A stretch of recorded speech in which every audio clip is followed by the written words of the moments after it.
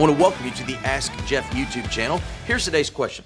Did Hannah set Samuel up as a Nazarite? 1 Samuel 1:11 states that she would dedicate him to God and no razor would touch his head. It didn't say anything about abstaining from the vine. Well, this is a really good observation because in the Old Testament, we see this, quote, Nazarite vow. There were three qualities to it. No razor upon the head. Think Samson with the long hair.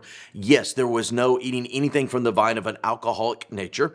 And thirdly, eating nothing from a deceased or a dead animal. Now, what's fascinating is when you go to the book of Judges and you see the, quote, call of Samson, similar situation, Hannah and Samuel, Samson and his mom, because throughout the whole Old Testament, a Nazarite vow was rarely, shall we say, bestowed upon by a parent.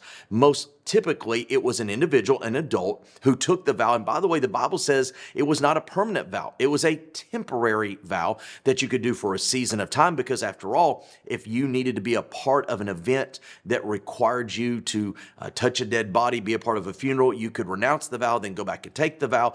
A lot of different intricacies there. But you're correct. Hannah appears to place a Nazarite vow upon Samuel's life. But here's what we know, that Samuel was not really truly a pure Nazarite, and there's no mentioning therein. Does the Bible say that he never cut his hair? Not really specifically. I think more importantly, what we have in 1 Samuel 1 is her dedication to him being a priest on behalf of the Lord, not necessarily a Nazarite. Because when you go to Samson's mom, she basically mentions the Nazarite vow. Here, it's just the idea about the hair. And so as we see Samuel grow up, as we see him not only in the temple as a young man, but then as an older man with a family, we see him as a dedicated priest. We do not really see him as a true Nazarite. So I think really it's more of a priestly dedication than it is a Nazarite one. It's a great question. If you have one, send it to AskJeff.net. Maybe your question will be tomorrow's. Thanks for being a part of today's daily question. Now, we answer a question each and every day.